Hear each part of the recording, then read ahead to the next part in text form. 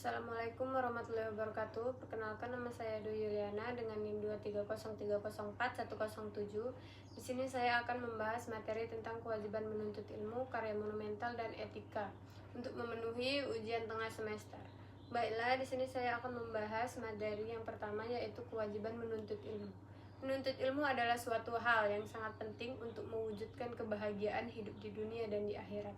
Tanpa adanya ilmu, manusia tidak bisa melakukan segala hal. Dalam mencari nafkah perlu ilmu, dalam beribadah perlu ilmu, dan bahkan makan dan minum pun memerlukan ilmu. Dengan begitu, menuntut ilmu merupakan suatu keharusan yang tidak bisa ditolak, apalagi menyangkut dengan kewajiban seseorang sebagai hamba Allah Subhanahu wa Ta'ala.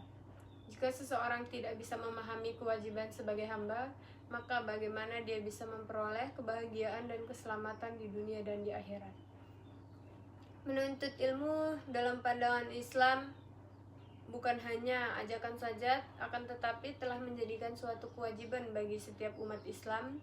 Di dalam Al-Quran dan hadis telah banyak membahas mengenai menuntut ilmu, yaitu tentang pentingnya dalam menguasai ilmu dalam segala hal yang mengarah pada kewajiban menuntut ilmu.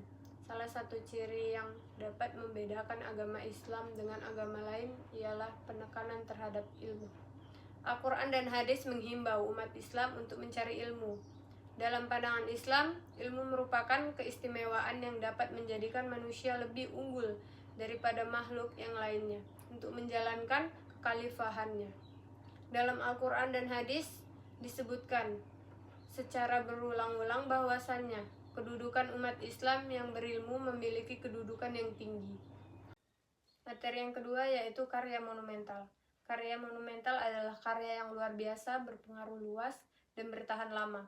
Dalam konteks Islam, karya ini berupa kitab, tulisan seni arsitektur, atau penemuan ilmiah yang sangat berarti bagi umat muslim dan bahkan dunia.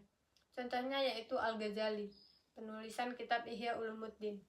Kitab Ihya Ulumuddin ini merupakan salah satu karya monumental yang menjadi intisari dari seluruh karya Al-Ghazali.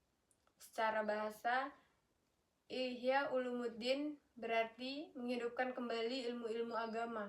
Sebagaimana judulnya, kitab ini berisi tentang ilmu-ilmu agama yang akan menuntun umat Islam tidak berorientasi pada kehidupan dunia belaka, akan tetapi kehidupan akhirat yang lebih utama. Karya ini membahas bagaimana cara seseorang muslim menjalani hidup secara benar, baik dari sisi akhlak, ibadah, sampai cara bersosialisasi. Tidak hanya fokus pada ilmu fikih atau hukum, tetapi juga membahas hati, niat, dan spiritual. Imam Al-Ghazali menulisnya untuk membangkitkan semangat beragama yang waktu itu mulai lemah. Materi yang ketiga yaitu etika. Etika berarti moral, sedangkan etiket berarti sopan santun. Etika disebut juga filsafat moral, adalah cabang filsafat yang berbicara tentang tindakan manusia. Etika tidak mempersoalkan keadaan manusia, melainkan mempersoalkan bagaimana manusia harus bertindak. Tindakan manusia ini ditentukan oleh bermacam-macam norma. Norma ini masih dibagi-bagi menjadi norma hukum, norma moral, norma agama, dan norma sopan santun. Norma hukum ini berasal dari hukum dan perundang-undangan. Norma agama berasal dari agama, sedangkan norma moral berasal dari suara batin. Norma sopan santun berasal dari kehidupan sehari-hari, sedangkan norma moral berasal dari etika. Sekian dari video saya, kurang dan lebihnya saya mohon maaf. Wassalamualaikum warahmatullahi wabarakatuh.